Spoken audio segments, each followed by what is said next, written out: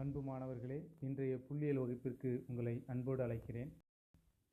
நேற்று ஒரு மொழி தொகுதிக்கான சராசரி கொடுத்திருந்தா எப்படி அந்த சோதனை செய்யுங்கிறத பார்த்தோம். இன்று இரு முழுமை தொகுதியில் உள்ள சராசரிகளின் சமணித்தன்மை காண்பதற்கான கருதுகோள் சோதனை. இது சார்பற்ற மாறிகள் இருந்துச்சுன்னா இந்த சோதனையை எப்படி செய்வது, அதற்கான வழிமுறைகள் என்னென்ன அப்படின்னு இதில் பார்க்க போகிறோம். இது ஒரு 7 படிகள் இருக்குது, அதை நம்ம பார்ப்போம். இது ஏற்கனவே ஃபஸ்ட்டு பாடத்தில் நம்ம பார்த்த அதே நிலைகள் தான். இதில் இந்த கட்டின்மை கூறுகள் அந்த இதை பயன்படுத்தி நம்ம அந்த மதிப்பை கண்டுபிடிப்போம், தீர்மானிக்கும் விலை மதிப்பை கண்டுபிடிப்போம். சரி, இப்போ ஃபஸ்ட்டு படி வாங்க. முழுமை தொகுதிகளின் சராசரிகள். முழுமை தொகுதியினுடைய சராசரிகள் கொடுத்துருக்காது. இப்போ இதை நம்ம எப்படி எடுத்துக்கிறோம் அப்படின்னா மியூ எக்ஸு மியூ ஒய் அப்படின்னு எடுத்துக்கிடுவோம். அதற்கான இன்மை கருதுகோள் சோதனை H0 is mu equal to mu y, அதாவது mu x is equal to mu y, அதாவது எந்த வேறுபாடும் இல்லை. அதாவது இந்த சராசரிகளுக்கிடையே எந்த வேறுபாடும் இல்லை, ரெண்டும் சமம் தான். 2 மாறி XY 2 மாறிகளுக்கிடையே அந்த சராசரியினுடைய எந்த வித்தியாசமும் இல்லை அப்படின்னு எடுக்கக்கூடியது. மாற்று கருதுகோள் இதில் 3 நிலைகள் இருக்குது.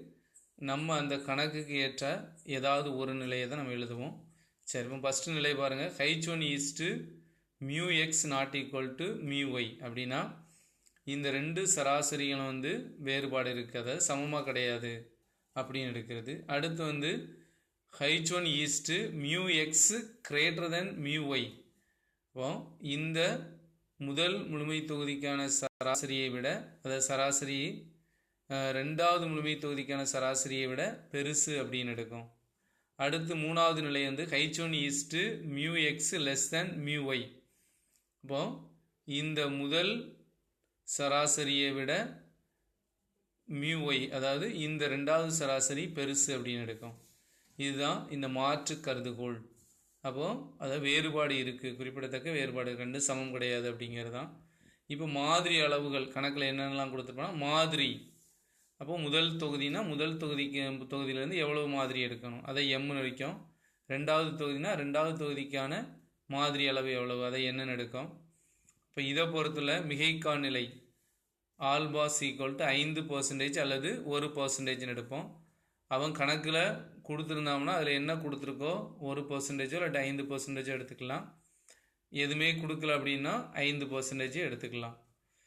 இது மாதிரி பண்பளவை சோதனை. இந்த சோதனைக்கான ஃபார்முலா என்ன? அப்போ இதை டி, இங்கே கேபிட்டல் டீன்னு போட்டிருக்கோம், T0 நம்ம கணக்கில் எழுதிக்கிறோம். அப்போது எக்ஸ் பாருங்கிறது இந்த மாதிரி அளவுகள் எவ்வளோ கொடுத்துருக்கோன்னா அதிலிருந்து கிடைக்கக்கூடிய சராசரிகள். அப்போது x bar minus y bar divided by SP, அதாவது ஸ்டாண்டர்ட் டீவியேஷன். இப்போ திட்ட விளக்கம், அதாவது திட்ட விளக்கம் அப்படின்னு சொல்லுவோம். அப்போ இந்த இணை திட்ட விளக்கம் XY 2 மாறிக்கான இணை திட்ட விளக்கம் கண்டுபிடிப்போம். அதுக்கான ஃபார்முலா கீழே கொடுத்துருக்கோம். √1/m + 1/n இது ஈக்குவலன் டு டி பரவல். ஏன்னா என்னுடைய மதிப்பு லெஸ் தேன் என்னுடைய மதிப்பு 30 விட குறைவாக இருக்கும். அதனால் இது டி பரவல் அப்படின்னு 30 விட அதிகமாக இருந்துச்சுன்னா இதுக்கு முன்னால் ஃபஸ்ட்டு பாடத்தில் பார்த்துருக்கோம். அதுவும் இதே ஃபார்முலா தான், சின்ன வித்தியாசம். அங்கே முழுமை தொகுதிக்கான திட்ட விளக்கம் கொடுத்துருப்போம், இங்கே மாதிரிக்கான திட்ட விளக்கம் கண்டுபிடிக்கணும், அவ்வளோதான். இப்போ இது எப்படி? இப்போ SX², இந்த எக்ஸ் என்ற மாறிக்கான இப்போ இங்கே SX² இருக்கிறதுனால இது மாறுபாட்டு அளவின்னு எடுப்போம். அதுக்கான formula 1/m-1 sigma i = m x - x bar whole square. அதே இது அடுத்து ஒய்ங்க மாறிக்கான மாறுபாட்டு அளவை.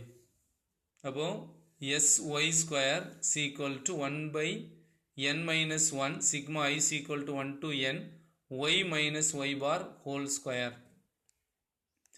இப்போ இந்த 2 XY மாறிலிருந்து அதற்கான இணை திட்ட விளக்கம், இதை இணை திட்ட விளக்கம், அதாவது ஸ்டாண்டர்ட் டீவியேஷன், அது பேரலல் ஸ்டாண்டர்ட் டீவியேஷன் அப்படின்னு இங்கிலீஷ் எழுதுவோம். அப்போ இணை திட்ட விளக்கம் அதற்கான ஃபார்முலாவை பாருங்கள்.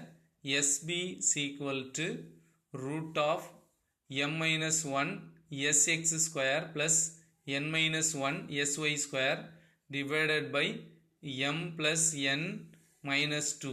இந்த m plus n minus 2 அப்படிங்கிறது கட்டின்மை கூறுகள் அப்படின்னு சொல்லுவோம். இப்போ தீர்மானிக்கும் எல்லை மதிப்பு எப்படி இருக்கும்? இதில் 3 காலம் இருக்குது. இதில் ஏதாவது ஒன்று தான் நம்ம அங்கே பயன்படுத்துவோம். இப்போ இதை எடுத்துக்கிட்டோம்னா அதற்கான தீர்மானிக்கும் எல்லை மதிப்பு இதுன்னு வரும். இந்த 2வது காலத்தை எடுத்துக்கிட்டோம்னா இது அங்கே ஹைச்1, அதாவது மாற்று கருதுகோள் இதாக எழுதியிருந்தோம்னா அதற்கான தீர்மானிக்கும் எல்லை மதிப்பு இது Tn-1, ஆல்ஃபா அப்படின்னு எழுதணும். இங்கே மாற்று கருதுகோள் வந்து μx < μy அப்படின்னு கொடுத்துருந்தோம்னா அதற்கான தீர்மானிக்கும் எல்லை மதிப்பு அதாவது T-n-1, ஆல்ஃபா அப்படின்னு கொடுக்குறோம். இப்போ இதுக்கான மதிப்பு வந்து நம்ம 285ஆம் பக்கம், புக்கினுடைய 285ஆம் பக்கம் வந்து இந்த அட்டவணைக்கான மதிப்பை வந்து நம்ம கண்டுபிடிப்போம். அது ஏற்கனவே உங்களுக்கு விளக்கியிருக்கு. அதில் தெரியலைன்னா எதுவும் தெரியலைன்னா கேட்கலாம். அடுத்த முடிவு எப்படி கண்டுபிடிக்கிறது? இப்போ நம்ம T0 கண்டுபிடிச்சிருப்போம், TEயும் கண்டுபிடிச்சிருப்போம். அது எப்படி, அதில் எது பெருசு? அப்போ அதுக்கு மறுக்கு விதிகள் என்னென்னு பாருங்கள்.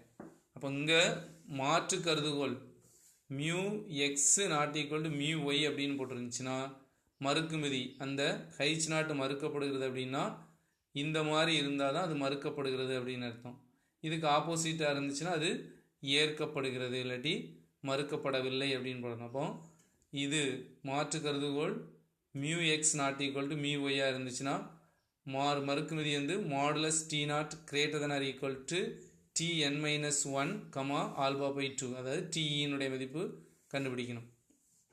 இல்லை மாற்று கருதுகோளில் நம்ம இப்படி போட்டுருந்துச்சுன்னா μx > μyன்னு போட்டிருந்தோம்னா இங்கே மறுக்கு விதி என்னவாக இருக்கணும்னா T0 > Tn-1, α. இப்போ Tனுடைய மதிப்பை விட T0 மதிப்பு கூட இருந்துச்சுன்னா அது H0 மறுக்கப்படுகிறது. இல்லை அப்படின்னா T0 < TE அப்படின்னா H0 மறுக்கப்படவில்லை, இல்லாட்டி ஏற்கப்படுகிறது அப்படின்னு போடலாம். இல்லை மாற்று கருதுகோள் வந்து μx < μy அப்படின்னு இருந்துச்சுன்னா T0 - Tn-1, ஆல்ஃபா. இப்போது T0 விட Tனுடைய மதிப்பு அதிகமாக இருந்துச்சு அப்படின்னா அப்போ இங்கே பொறுத்தவரை H0 வந்து மறுக்கப்படுகிறது. இதுக்கு வரைக்கும் மாறும். அப்போ T0 < TE அப்படின்னு இருந்துச்சுன்னா H0 மறுக்கப்படவில்லை அப்படின்னு. தேங்க்யூ.